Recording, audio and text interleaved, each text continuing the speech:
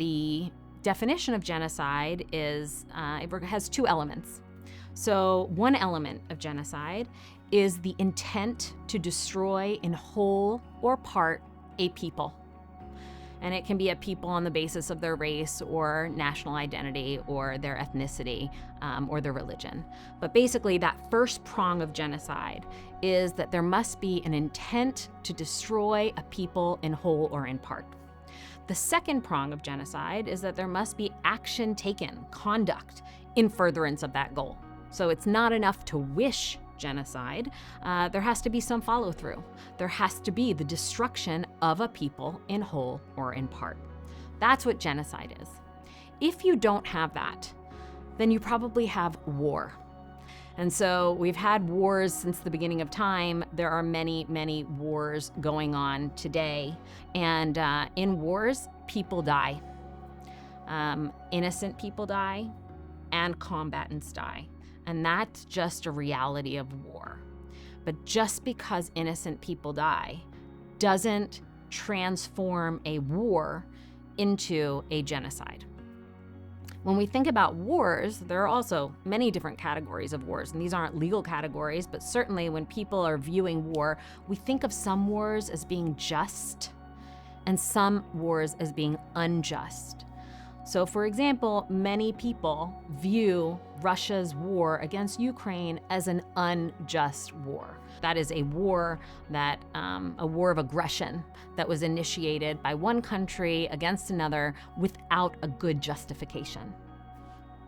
Other times, we see wars and we can recognize that even though we don't like war, and even though we understand that war will lead to tragedy for many people, it will lead to the deaths of innocents, it will lead to famine, it will lead to dislocation. At the same time, we can recognize that a war is just. So when we're thinking about what's happening right now in Israel and Gaza, I think most people would agree that this is a just war.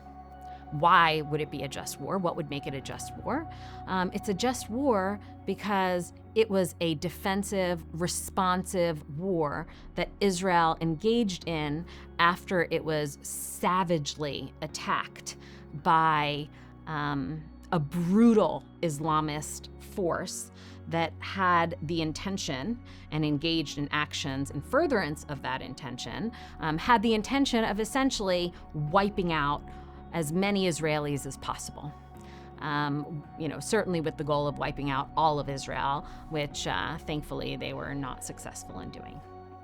So why would that make it a just war? Well, it would be a just war because it's defensive in nature, and because it's a response to a really brutal, horrific attack, right? So on October 7th, when Hamas attacked Israel, thousands of fighters came across the border into Israel, breaking down border fences and border walls, and attacked communities, kibbutzim, which are little intentional communities that were established and that existed all along the Gaza border. And those communities are filled with families. And the attackers basically went into those communities, broke into those communities, and went house to house and murdered people, murdered children and murdered mothers and murdered fathers and murdered elderly, and also engaged in really brutal, torturous acts. And those brutal, torturous acts included, burning people and raping people and desecrating and mutilating their bodies. Really the worst types of acts that we know humans to commit. So when that happened on October 7th, the response was war.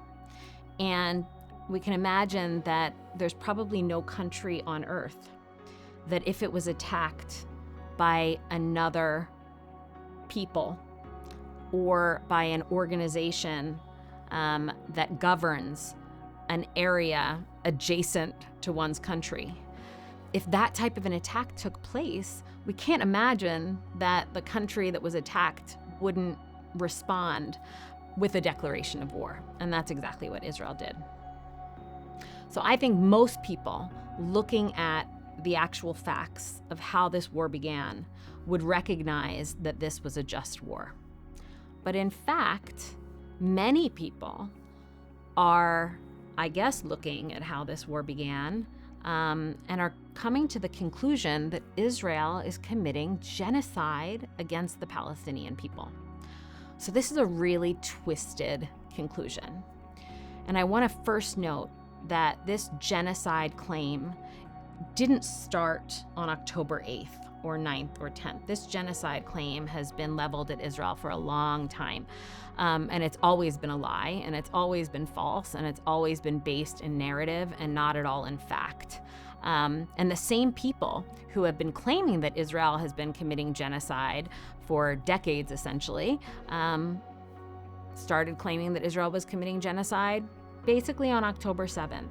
As soon as the border was breached, there were academics and journalists who were charging Israel with committing a genocide against the Palestinian people when Israel had not yet sent a single soldier into the Gaza Strip.